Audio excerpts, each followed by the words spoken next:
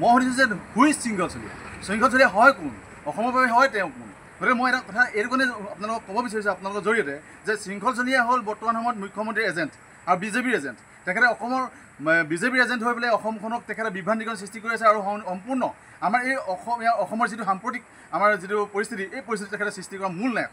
আৰু মই তেখেতক ইয়াৰ পৰা এটা ৱাৰ্ণিং দিব বিচাৰিছোঁ যে অসমৰ বিভিন্ন জাতি জনগোষ্ঠীয়ে গঠিত এই অসমখনক তেখেতে বিভ্ৰান্তিকৰ সৃষ্টি কৰিবলৈ পৰিস্থিতি জটিলতালৈ যাতে নিব নালাগে। আৰু দ্বিতীয় কথাটো কৈছোঁ কি, তেখেতে অসমখনত বিজেপি এজেণ্ট হৈ পেলাই শিৱসাগৰৰ এই ৰাজনৈতিক পৰিৱেশটো যিটো তেখেতে সৃষ্টি কৰিবলৈ গৈ আছে, ইয়াত হিন্দু মুছলিম কৰি বিজেপি এজেণ্ট যে কৰি আছে, এইটো অসমৰ ৰাইজে এতিয়া তেখেতক ধৰা পেলাইছে। এতিয়া কথাটো হ'ল কি, বৰ্তমান সময়খনত প্ৰত্যেকটো কথাতে তেখেতে শৃংখলচলীয়াই এই হেংদাংলুৰৰ কথা কয়, আহোমৰ কথা কয়। তেখেতে এটা একেবাৰে বিজতৰীয়া আহোম, তেখেতে আহোমৰ নামত তেখেতে কলংক, তেখেতে আহোম নহয়।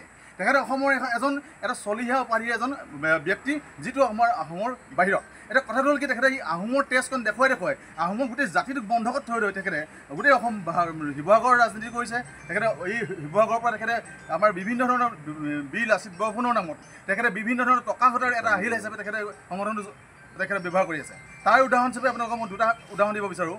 প্ৰথম কথাটো হ'ল কি, তেখেতে যোৱা বছৰৰ ইটাভাটাৰ পৰা মিয়াখেদা এটা আন্দোলন কৰিছিলে। মিয়া খান্দিম বুলি তেখেতে যদিও প্ৰতিশ্ৰুতি দি পেলাই অসমৰ আকাশ বতাহ কঁপাইছিলে, সেই সময়ত তেখেতে আমি দেখা পাইছিলোঁ যে অসমৰ বিভিন্ন এই ইটাভাটাত থকা মিয়া শ্ৰমিকসকলক খেদিম বুলি কোৱাৰ পিছত কিহৰ অংকৰ ভিত্তিত তেখেতে আকৌ পিছত সেই মিয়াসকলে সেই ইটাভাটাসমূহত কাম কৰিবলৈ সক্ষম হ'ল। আজি আমি ইয়াত উপস্থিত হৈছোঁ। বৰ্তমান অসমৰ যিটো প্ৰেক্ষাপট চলি আছে, হিন্দু মুছলমানৰ মাজত যিটো যুদ্ধ লগাব বিচাৰিছে, আমাৰ অসম চৰকাৰৰ যিজন আমাৰ মুখ্যমন্ত্ৰী আছে হিমন্ত বিশ্ব শৰ্মাৰ ডাঙৰীয়া পোষকতাত আমাৰ জাতীয় সংগঠনসমূহে মিয়া খেদাৰ নামত উজনি অসমত এটা বিভ্ৰান্তিকৰ পৰিৱেশ সৃষ্টি কৰি ভাই ভাইৰ মাজত যুদ্ধ লগাব বিচাৰিছে।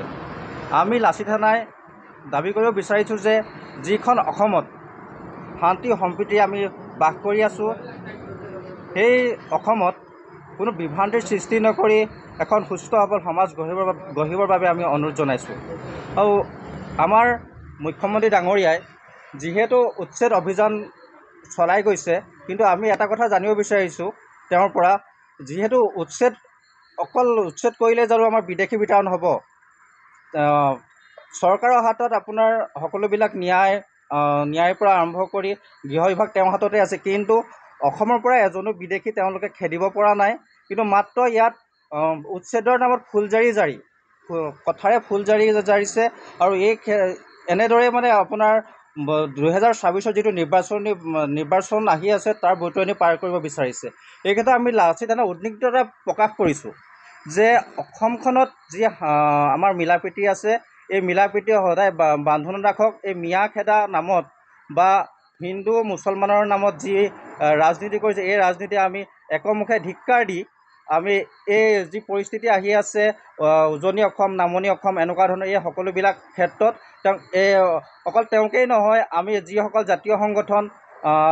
জাতীয় সংগঠনে এই ক্ষেত্ৰত মানে আপোনাৰ হাতত লৈছে যিখিনি কাম প্ৰশাসনৰ কাম, অৰ্থাৎ অসম চৰকাৰৰ যিখিনি কাম, সেইখিনি আমাৰ জাতীয় সংগঠনবিলাকে কৰিব নালাগে। অৰ্থাৎ যিখিনি পুলিচ আছে, প্ৰশাসন আছে, তেওঁলোকে যিখিনি কাম কৰিব বিচাৰিছে সেইখিনি আমি জাতীয় সংগঠনে জাতীয় সংগঠনসকলে এই আপোনাৰ ঘৰে ঘৰে গৈ যি মিয়া বিচাৰি গৈছে, ক'ৰবাত আপোনাৰ মুছলমান বিচাৰি গৈছে, এই ক্ষেত্ৰত মানে খিলঞ্জীয়া যিসকল আমাৰ ব্যক্তি আছে, খিলঞ্জীয়া ব্যক্তিসকলক কোনো ধৰণৰ মানে আক্ৰমণ নকৰাকৈ বা খিলঞ্জীয়া ব্যক্তিসকলক কোনো ধৰণৰ প্ৰেছাৰ নিদিয়াকৈ মানে এটা নিৰ্দিষ্ট সুস্থিৰ সবলভাৱে আমি দাবী জনাব বিচাৰিছোঁ যাতে অসম চৰকাৰে মুছলমানসকলক মানে যিসকল মিয়া বুলি নহয়, আমি হিন্দুৱে হওক বা মুছলমানেই হওক, বিদেশীসকলক বিতৰণ কৰিবৰ বাবে আমি অনুৰোধ জনাইছোঁ।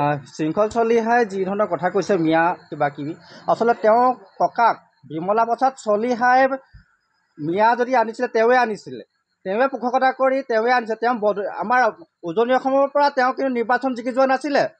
শৃংখলচলীয়া ককাকে কিন্তু উজনি অসমৰ পৰা মানে নিৰ্বাচন জিকি যোৱা নাছিলে। তেওঁ বদৰপুৰৰ পৰাইহে ইলেকশ্যন জিকি পিনি আপোনাৰ মুখ্যমন্ত্ৰী হৈছিলে। গতিকে সেইজনৰ নাতিনীয়েকে দম্ভ মাৰি মিয়া খেদাৰ নামত হেংদাং লোৱাৰ তেওঁৰ অধিকাৰ নাই।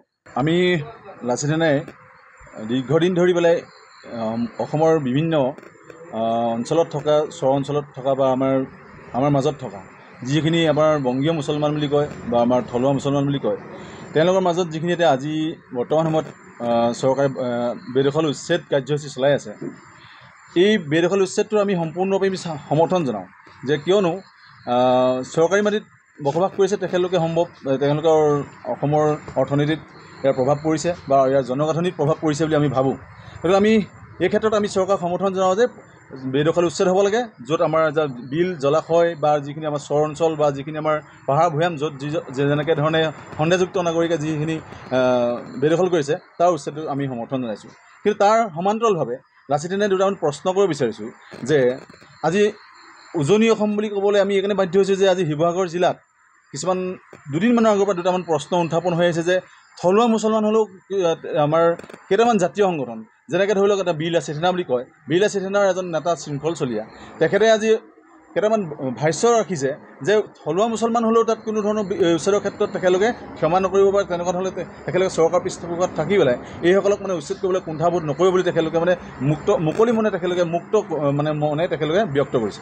গতিকে মই ধিক্কাৰ জনাইছোঁ তেনেকুৱা এটা সংগঠনক, যিটো সংগঠনৰ পৃষ্ঠপোষকতা ময়েই প্ৰথম আছিলোঁ যদিও আজি মই নিজে ইয়াৰ অনুতপ্ত হৈছোঁ যে মহাবীৰজনৰ নামত থাকি অসমৰ যিটো আমাৰ জনগাঁথনি, যিটো আমাৰ অৰিজিনেল আমাৰ ঐতিহাসিক যিটো জনগাঁথনি, এই জনগাঁথনি সন্মান কৰাৰ যিটো ষড়যন্ত্ৰ চলাইছে চৰকাৰে এই বীৰ লাচিত সেনাৰ জৰিয়তে, তাৰ এটা গৰিহণা জনাইছোঁ। আৰু আমি দাবী জনাম যে এনেকুৱাবিলাক সংগঠনক অসমৰ সমূহ ৰাইজে জনগণে নাকি লগাব হ'ল, আৰু য'তে যেনেকৈ পায় এনেকুৱাবিলাক নেতাক তেখেতলোকে ৰাজহুৱাভাৱে শাস্তি প্ৰদান কৰিবৰ কাৰণে মই অনুৰোধ জনাইছোঁ। কিয়নো লাচিত বৰফুকন এনেকুৱা এজন বীৰ নাছিল যিজন বীৰে ইয়াত কোনো ধৰণৰ ধৰ্মীয় ভিত্তিত তেখেতে যুঁজ কৰা নাছিল।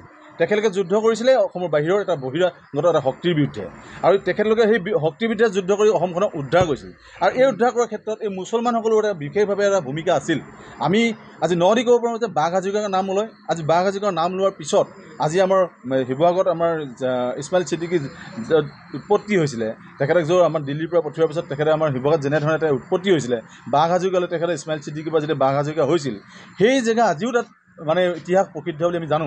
বোলে এনেকুৱা এটা ইতিহাস থকা এটা জাতিক বা ধৰ্মীয় হওক বা যেনেকুৱা ধৰণৰ সাম্প্ৰদায়িক ভিত্তিতে হওক কিয়, তেওঁলোকৰ ওপৰত তেখেতলোকে এটা মন্তব্য কৰি আমাৰ শিৱসাগৰত থকা আমাৰ জনগাঁথনিক তেখেতলোকে এটা আঘাত সানিছে। আৰু আমাৰ যিটো সাতামপুৰুষীয়া এটা মানে জনগাঁথনি মানে বান্ধোন, এই বান্ধোন তেখেতলোকে কুঠাৰাঘাত কৰি পেলাই আমাৰ অসমখনক অস্থিৰ কৰা এটা ষড়যন্ত্ৰ কৰিছে বুলি মই ভাবোঁ। গতিকে মই ভাবোঁ যে আজি বীৰ লাচিত সেনাৰ নামত তেখেতলোকে নাম লৈ অসমত আমাৰ মাজত যিটো বিভ্ৰান্তি সৃষ্টি কৰিছে, তাৰ মাজত কিন্তু আমাৰ ভৱিষ্যত প্ৰজন্মৰ কাৰণে বহুত ডাঙৰ এটা ঘটনা ঘটিবলৈ গৈ আছে বুলি মই ভাবোঁ। ২৬ চনৰ নিৰ্বাচনী বতৰণি পাৰ কৰিবৰ কাৰণে মুকলিমূৰীয়াকৈ যিটো আপোনাৰ আমাৰ মুখ্যমন্ত্ৰী মহোদয়ে যে কৈ আছে যে মোৰ পৃষ্ঠপোষকতা ইয়াত উচ্ছেদ চলি আছে, মই এতিয়া প্ৰশ্ন কৰিব পাৰোঁ যে যিখিনি বাংলাদেশী বুলি সন্দেহযুক্ত বাংলাদেশী বুলি তেখেতলোকে উচ্ছেদ কৰিছে, অতদিনে তেখেতলোকে দেখি আহিছে যে NRCখনত ইমানখিনি 19 লাখ 20 লাখ 40 লাখ লোকে তাৰ বাদ পৰাৰ পিছতো আজিলৈকে এজন বিদেশী তেখেতলোকে বাংলাদেশলৈ পঠিয়াব পৰা নাই, এজন বিদেশীও তেখেতলোকে বিতৰণ কৰিব পৰা নাই। অকল ইয়াৰ পৰাই আজি চৰ অঞ্চলৰ পৰা উচ্ছেদ কৰিছে, আজি বেলেগ এটা জেগাত তেখেতলোকে সংস্থাপন দিম বুলি কৈছে। কিন্তু আজি 10 বছৰ দিন আমাৰ মানে অসমত আৰু কেন্দ্ৰীয় চৰকাৰে বিজেপিয়ে তাত শাসন কৰি আছে, তেনেস্থলত এইসকলক 10 বছৰ দিন তাত বসবাস কৰিবলৈ সুবিধা কিয় দিছিল? আৰু তাৰ কাষে কাষে উলিয়ামঘাটৰ কাষে কাষে নগাই বহুখিনি দখল কৰি আছে, নগাৰ বিৰুদ্ধে আজি কিয় পদক্ষেপ ল'ব পৰা নাই? সমান্তৰালভাৱে আমি সেইকাৰণে আপোনালোকৰ জৰিয়তে আমি অনুৰোধ জনাব বিচাৰোঁ যে অসম চৰকাৰে যদি উচ্ছেদ কৰে, অসমত থকা অবৈধ প্ৰত্যেকজন নাগৰিকক তেখেতে অসমৰ মানচিত্ৰৰ পৰা বাহিৰ কৰিব লাগিব।